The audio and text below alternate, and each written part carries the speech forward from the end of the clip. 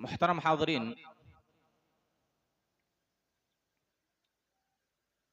हम और आप जिस महीने में दाखिल हो चुके हैं वो महीना रजब का महीना कहलाता है। हदीस के अंदर इसको रजब मुज़र कहा गया है। अरब का एक कबीला मुज़र है जो इस महीने की बड़ी ताज़ीम और तकरीम किया करता था। इस वजह से रजब की निस्बत उस कबीले की तरफ की गई है, रजब मुज़र, जो कि जुमादा और शाबान के दरमियान आता है। रजब को रजब इस वजह से कहा जाता है कि रजब दरअसल ये तरजीब से बना हुआ है, जिसके माने होते हैं ताज़ीम करने के, तकरीम करने के।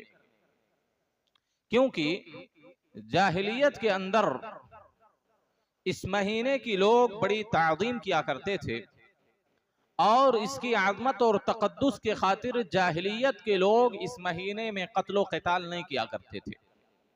आपको मालूम होना चाहिए, जाहिलियत की तारीख पढ़ेंगे तो हर वक्त हर लम्हा उनके यहाँ सिर्फ लड़ाई झगड़े कत्लो गारत गरी ही हुआ करती थी। बल्कि एक एक लड़ाई मामूली चीजों पर जो लड़ाई शुरू होती थी कई कई महीनों कई कई साल चलती थी। बल्कि एक लड़ाई अरब में ये मशहूर थी, 120 साल चली। तो इनकी लड़ाइयां कत्लो गारत गरी हमेशा जारी रहती थी। काफिलों को लूट लेना, कोई मुसाफिर गुजर रहा है मुसाफिर को लूट लेना, आपस में एक दूसरे से कत्लो क़िताल लड़ाई झगड़े करना, एक कबीला दूसरे कबीले से, एक तीसरा कबीला उस कबीले से, आपस में उनकी हमेशा लड़ाई चलती रहती थी।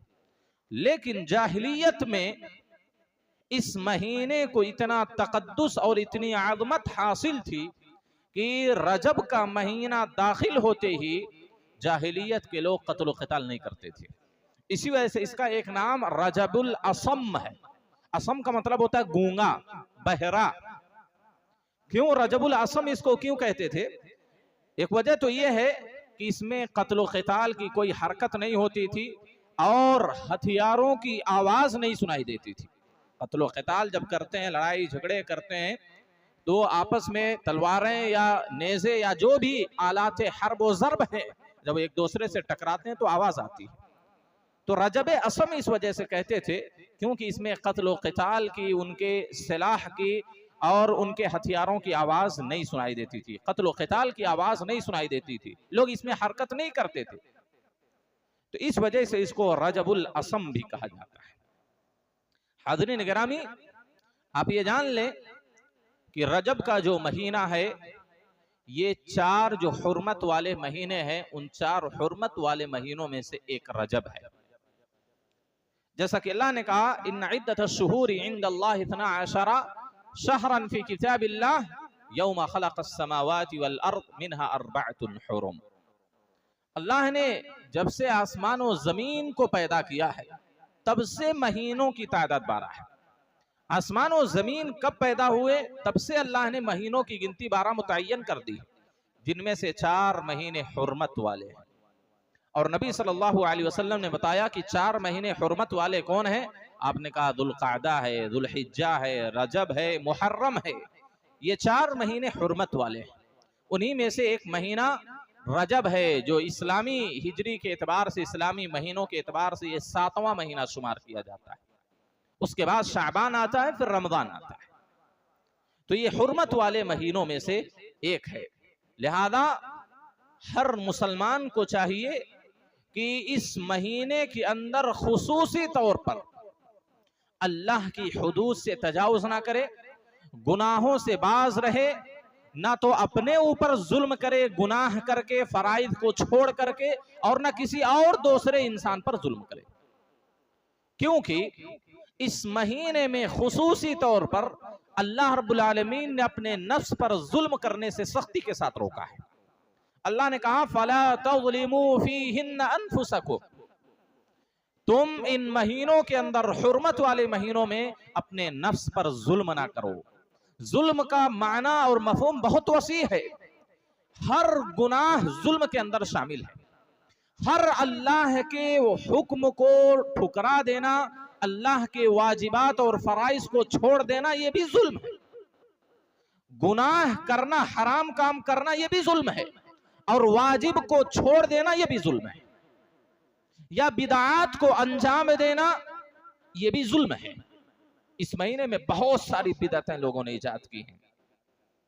तो अल्लाह ने कहा फला तज़लिमू फीहिन्ना अनफुसकुम, इन महीनों में तुम खुसूसी तौर पर अपने ऊपर जुल्म ना करो।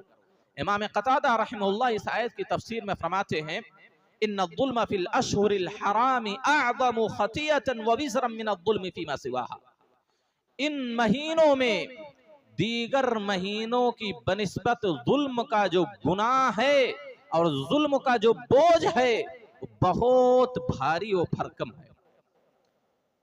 आप फरमाते हैं व इन कान ज़ुल्मु अला कुल्लि हालिन अज़ीमा, जुल्म हकीकत में हर हालत में, हर महीने में, हर दिन, हर वक्त अजीम है, उसका गुनाह है जो भी जुल्म करता है। लेकिन इस महीने में या हुर्मत वाले महीनों में जो गुनाह होता है उसके दर्जात को बढ़ा दिया जाता है, उसका जो बोझ है गुनाहों का वो अजीम बन जाता है। लिहाजा इस महीने की हुर्मत और उसकी आज़मत और तक़द्दुस का ख्याल करते हुए इन महीनों में हर मुसलमान को हर तरह के मासी और गुनाह से अपने दामन की हिफाजत करनी चाहिए।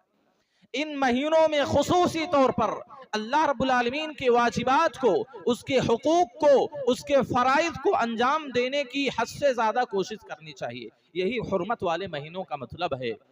तो अल्लाह ने कहा फला तज़लिमू फीहिन्ना अनफुसकुम, इन महीनों में खुसूसी तौर पर अपने नफ्सों पर जुल्म ना करो।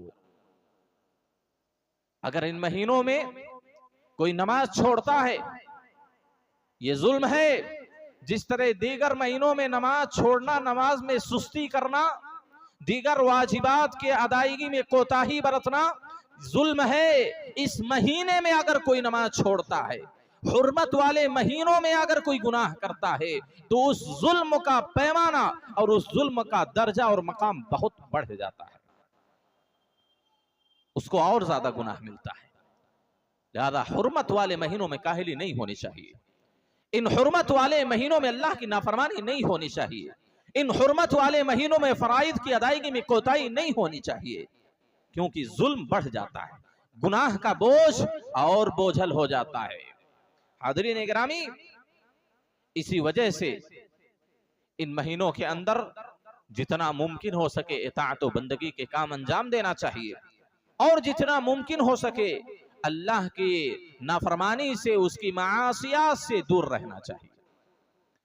लेकिन अफसोस इस महीने के अंदर जो हुर्मत वाला महीना है, जिस महीने की आज़मत व तक़द्दुस का ख्याल जाहिलियत के लोगों के दिलों में भी था, लेकिन आज के दौर में अपने आप को मुसलमान कहलाने वाले, आज के दौर में ला इलाहा इल्लल्लाह मुहम्मदुर रसूलुल्लाह कलमे का इकरार करने वाले, अपनी जुबान से इस कलमे को पढ़ने वाले, अल्लाह को अल्लाह मानने वाले, नबी को रसूल मानने वाले, ये सारे लोग इस महीनों की तक़द्दुस का ख्याल नहीं करते। हम में से कितने ऐसे लोग हैं जो इस महीने की आज़मत और तक़द्दुस का ख्याल करते हुए गुनाहों से बचते हैं। हम में से कितने ऐसे लोग हैं जो इस महीने की आज़मत और एहतराम की बुनियाद पर नमाजों में, वाजिबात में, फराइज में कोताही नहीं करते। जाहिर सी बात है बेशुमार ऐसे लोग हैं जो मनहियात का इर्तिकाब करते हैं, गुनाहों के दलदल में फंसे हुए हैं, अल्लाह के वाजिबात और हुकूक को सही तौर पर अंजाम नहीं देते हैं। सोचिए, जाहिलियत के लोग इस महीने की तक़द्दुस का ख्याल करते थे और हम हैं जो अपने आप को मुसलमान और मोमिन कहते हैं, हम इस महीने के तक़द्दुस को ख्याल नहीं करते, हम इस महीने की आज़मत और ताज़ीम का ख्याल नहीं करते। जरा सोचिए कहां पहुंच गए हम लोग क्या कर रहे हैं। इसी महीने के अंदर बेशुमार ऐसी बिदअतें मुसलमानों ने इजाद कर ली हैं।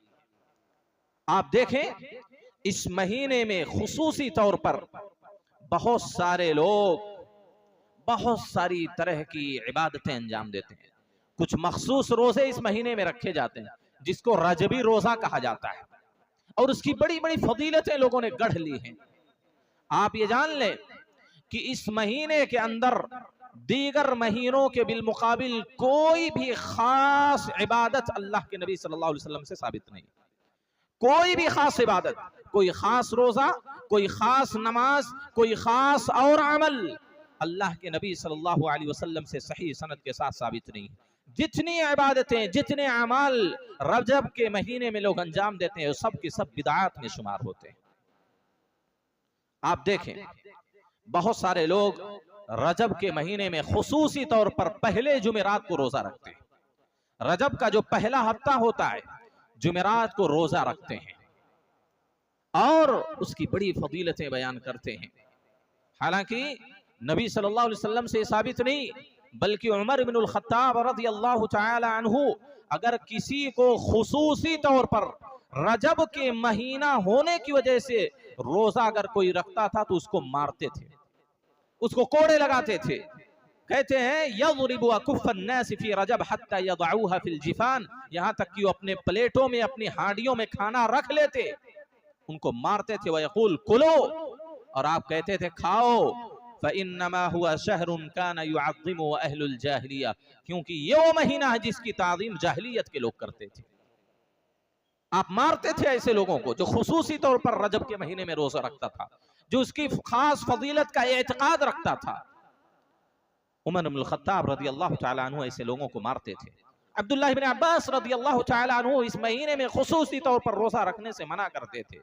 सलफ़े सालिहीन का इस बात पर इत्तिफाक है कि रजब के महीने में कोई मुतय्यन और खास रोजा रखना उसकी फजीलत का एतकाद करते हुए ये बिदअत है, नए दीन में नई चीज है। लिहाजा रजब के पहले हफ्ते की जुमेरात को रोजा रखना शरीयत से इसका कोई ताल्लुक नहीं है। इसी तरीके से ये बात याद रख लें, रजब के महीने में अगर कोई रोजा रखने की नजर मान लेता है, नियत भी कर लेता है, तो उस नजर को पूरा करना भी जायज नहीं। रजब के महीने की फजीलत और उसके तकद्दुस का ख्याल करते हुए कोई नजर माने कि रजब के महीने में मैं रोजा रखूंगा, क्योंकि उस महीने में रोजे की अहमियत है, उसका तकद्दुस है, तो ऐसे इंसान के लिए जायज नहीं है कि वो अपनी नजर को भी पूरी करे। बल्कि अगर किसी ने नजर मान ली है इस महीने में रोजा रखने की, तो कसम का कफारा अदा करे, और कसम का कफारा अदा करे, लेकिन रोजा ना रखे इसमें। हाँ, अगर किसी की आदत है हर पीर और जुमेरात को रोजा रखने की, जो नबी की सुन्नत है, तो इस महीने में रख सकता है, पीर और जुमेरात की नीयत से, रजब की महीने की नीयत से नहीं। अगर किसी की आदत है अय्यामे बीद का रोजा रखने की, मसलन 12वीं, 13वीं, 14वीं का रोजा है, या 13वीं, 14वीं, 15वीं का रोजा है, वो रख सकता है। किसी के कदा के रोजे बाकी हो वो रख सकता है, किसी के कफारे के रोजे हो वो रख सकता है, लेकिन खास तौर पर खास नीयत से रजब के महीने में किसी फजीलत का एतकाद करते हुए रोजा रखना इस माह में दुरुस्त नहीं है। इसी तरीके से आपको बतलाऊं, इस महीने में एक बड़ी नमाज पढ़ी जाती है जिसको सलातुल अल्फिया कहा जाता है। हजारी नमाज सलातुल अल्फिया कहा जाता है। पहले हफ्ते के जुमेरात को रोजा रखते हैं और जुमा के दिन मगरिब और इशा के दरमियान एक नमाज पढ़ी जाती है जिसको सलातुर रगाइब के नाम से लोगों ने मशहूर किया हुआ है। सलातुर रगाइब, सलातुर रगाइब ये जो नमाज है मेरे भाइयों, जिसमें 12 रकातें पढ़ी जाती हैं, 12 रकातें अदा की जाती हैं, और मखसूस उसका तरीका है 2-2 रकात करके, कई मरतबा सूरह फातिहा, कई मरतबा सूरह इखलास, फिर कई मरतबा दरूद। ये एक बिदअती नमाज है जिसका शरीयत से कुछ भी लेना देना नहीं, लेकिन मुसलमानों का एक बड़ा तबका इस नमाज को अदा करता है जुमे के दिन, पहले जुमे को मगरिब और इशा के दरमियान। हालांकि ये नमाज न तो नबी को इल्म था, न नबी के सहाबा को इसके बारे में कोई इल्म था, ना तो ताबीईन को कोई इल्म था, ना तबे ताबीईन को, ना अतबाए ताबीईन को, कोई जानता भी नहीं था इस नमाज को। दरअसल ये नमाज 480 हिजरी में, तकरीबन नबी की वफात के बाद 500 साल, 480 हिजरी में ये नमाज बैतुल मुक़द्दस के अंदर मजूसियों ने ईजाद की थी। मजूसी जो इस्लाम में दाखिल हो गए थे, उन लोगों ने इस तरह की नमाजों को ईजाद किया बैतुल मुक़द्दस के अंदर। 480 हिजरी में, सोचिए। और आज एक मुसलमानों का एक बड़ा तबका इस नमाज को इबादत समझता है, इस नमाज को अल्लाह का तकर्रुब का जरिया समझता है, इस नमाज को नेकी समझता है, जिसको ना तो हमारे असलाफ ने किया, ना नबी ने पढ़ी, ना सहाबा ने पढ़ी, ना अइम्मा व मुहद्दिसीन ने, ना सलफ़े सालिहीन ने इस नमाज को पढ़ा। पढ़ने की तो दूर की बात है, उनको इस नमाज के बारे में इल्म भी नहीं था। ऐसी नमाज 480 हिजरी में जो ईजाद हुई, उसको इबादत और तकर्रुब का जरिया समझकर लोग अंजाम देते हैं। इसी तरीके से आप देखेंगे मुसलमानों का एक मखसूस फिरका, मुसलमानों का एक मखसूस तबका, मुसलमानों की एक मखसूस जमात इस महीने में खुसूसी तौर पर उमरा करती है। रजब के उमरे, रजब में उमरा करते, एक बड़ी जमात जाती है इस महीने में उमरा करने पूरी दुनिया से। उनका ख्याल है कि इस महीने में उमरा करने की जो फजीलत है, किसी और दिनों में उमरा करने की वो फजीलत नहीं है। हालांकि आप ये जान लें कि रजब के महीने में खुसूसी तौर पर उमरा करना ये बिदअत है। इत्तिफाकी तौर पर अगर किसी का सफर हो गया या इत्तिफाकी तौर पर वो दिन मुतय्यन हो गया रजब के महीने में, तो कोई हरज नहीं है। लेकिन कोई खास फजीलत का इत्काद करते हुए रजब के महीने में उमरा करना ये बिदअत है। नबी सल्लल्लाहु अलैहि वसल्लम ने अपनी 63 साल जिंदगी में सिर्फ 4 उम्रे किए, 4 उम्रे आपने किए हैं। और कोई भी महीना रजब के महीने में, कोई भी उमरा रजब के महीने में आपने नहीं किया। 3 उमरा आपने जुल्कादा के महीने में किया है। 3 उमरा नबी सल्लल्लाहु अलैहि वसल्लम ने जुल्कादा के महीने में किया है। और 1 उमरा जो आपने किया है वो हज्जतुल वदा, आपने जो हज किया उस हज के साथ हज क़िरान जिसको कहते हैं, उमरा और हज दोनों एक साथ जो किया जाता है, उस वक्त आपने चौथा उमरा किया। 4 उमरे आपने पूरी जिंदगी में की, कोई उमरा रजब के महीने में नहीं किया है। लिहाजा रजब के महीने में उमरा करने की कोई भी खास फजीलत कुरान और हदीस में साबित नहीं है। जितने भी हदीसें हैं कि रजब के महीने में अगर कोई उमरा करता है इतने लाख हज के बराबर इतने वो फजीलतें उसको हासिल होती हैं, कोई भी हदीस सही नहीं है। इसी तरीके से आपको बतलाऊं, इस महीने में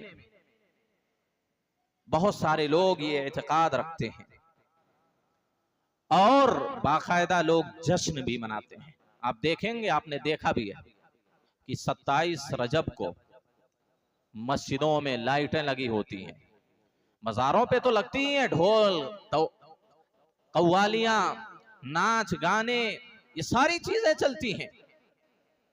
लेकिन मस्जिद जो अल्लाह का एक मुकद्दस घर है, मस्जिद जो अल्लाह रब्बुल आलमीन का एक हुर्मत वाला घर है, इस महीने इस रात को अल्लाह के उस अज़ीम और महबूब घर को भी उस बिदअत से पाक नहीं करते लोग। इतनी बड़ी बिदअत अल्लाह के घर में मनाई जाती है। आप सोचें, आप सोचें कि ये गुनाह की संगीनी, इस बिदअत की संगीनी कितनी बड़ी है। एक आदमी मस्जिद के बाहर शराब पीता गुनाह है, लेकिन अल्लाह के घर में आकर बैठ के शराब पिए तो वो गुनाह और अजीम हो जाता है, वो गुनाह और बड़ा हो जाता है। एक आदमी बिदअत कर रहा है अपने घर में, अपनी दुकान में, अपने मकान में, मज़ारों पर, लेकिन एक बिदअत अल्लाह के घर में अंजाम दी जाए, कितना बड़ा संगीन गुनाह है, आप अंदाजा नहीं लगा सकते। फी बुयूतिन अज़िनल्लाहु अन तुरफ़अ व युज़करा फ़ीहा इस्मुहु युसब्बिहु लहू फ़ीहा बिलग़ुदुव्वि वल आसाल। ये जो अल्लाह के घर है उसमें तस्बीह और तहलील पढ़ने के लिए, नमाज अदा करने के लिए, अल्लाह की इबादत के लिए बनाए गए। आपकी ख्वाहिशात के एतबार से उसमें काम नहीं हो सकते कि आप जैसे चाहें अल्लाह के घर में जो भी अमल करना चाहें कर लें। 27वीं रजब को जिसको लोग ये समझते हैं कि अल्लाह के नबी सल्लल्लाहु अलैहि वसल्लम को जो इसरा और मेराज हुई थी, आप मक्का से बैतुल मुक़द्दस से 7 आसमानों की सैर, जन्नत और जहन्नम का मुशाहिदा आपने किया, सारे अंबिया से मुलाकात हुई, सारे अंबिया को आपने नमाजें पढ़ाई, इमामुल अंबिया का खिताब मिला, अल्लाह से तकल्लुम, अल्लाह से बात करने का आपको शरफ हासिल हुआ। उसी वक्त नमाजों की फर्दियत हुई। मेरे भाइयों, लो मुसलमानों का एक बड़ा तबका ये समझता है कि इसरा और मेराज रजब की 27वीं रात को हुई है। 27वीं रात को हालांकि आपको मैं बतलाऊं, रजब के महीने की तो दूर की बात, 27वीं रात की तो दूर की बात है, रजब का महीना भी मुतय्यन नहीं। हाफिज बिन हजर रहमतुल्लाह ने लिखा है कि इसरा और मेराज कब हुई, किस दिन हुई, किस महीने में हुई, 10 अक़वाल जिक्र किए, 10 कौल जिक्र किया। किसी ने कहा रजब में, किसी ने कहा शाबान में, किसी ने कहा मुहर्रम में, किसी ने कहा दुल्क़ादा में, मुख्तलिफ अक़वाल। और सफ़ीउर रहमान मुबारकपुरी अर्रहीक़ुल मख्तूम, जो सीरत की सबसे बड़ी किताब उर्दू में मानी जाती है, जिसको पूरी दुनिया में अव्वल पोजीशन हासिल हुई है, उन्होंने 6 अक़वाल उसमें नकल किए हैं। 10 6 16 अक़वाल हो गए। और भी उलमा ने अपनी तरफ से अक़वाल जिक्र किए हैं कि इसरा और मेराज फला रात में, फला दिन, फला तारीख को, फला महीने में हुई। ना तो रात की तायीन है, ना तो दिन की तायीन है, ना तारीख की तायीन है, ना महीने की तायीन है। किसी को इल्म नहीं है, अल्लाह की रात के अलावा किसी को इल्म नहीं इस दुनिया में कि इसरा और मेराज की रात कौन सी रात थी, कौन सी तारीख थी, कौन सा दिन था, कौन सा महीना था, नहीं इल्म। शरीयत इस ताल्लुक से कुछ भी वजाहत नहीं करती। क्यों? क्योंकि इसका ताल्लुक हमसे नहीं है, तो नबी की शान है, ये तो नबी की खुसूसियत है, तो नबी की फजीलत है। उम्मत की फजीलत थोड़ी ना इसमें है कि इसमें कोई इबादत की जाए।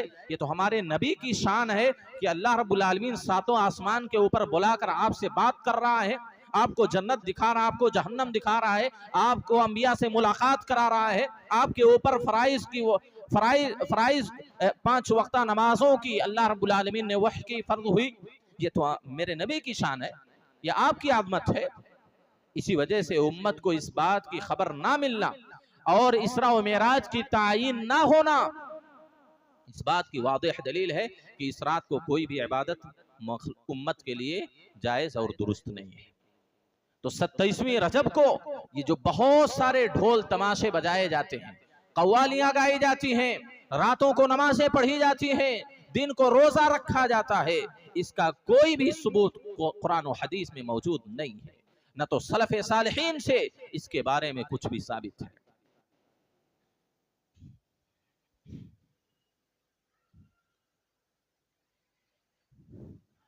इसी तरीके से बाद लोग ये समझते हैं कि रजब ही के महीने में नबी सल्लल्लाहु अलैहि वसल्लम रजब की पहली रात को पैदा हुए, या नबी सल्लल्लाहु अलैहि वसल्लम 27वीं या 25वीं रजब को नबी बनाए गए। ये सारी बातें किताब और सुन्नत से साबित नहीं है। बहुत सारे लोग इस महीनों में जिनके जो रिश्तेदार, उनके घर के लोग इंतकाल कर जाते हैं, उनकी रूहों को आराम पहुंचाने के लिए, सुकून पहुंचाने के लिए उनकी तरफ से सदका किया जाता है। हालांकि मैयत की तरफ से सदका किया जा सकता है, कोई बात नहीं। एक औलाद जो होती है अपने वालिदैन की तरफ से सदका कर सकती है, कोई हरज नहीं। इस पर पूरी उम्मत का इत्तिफाक है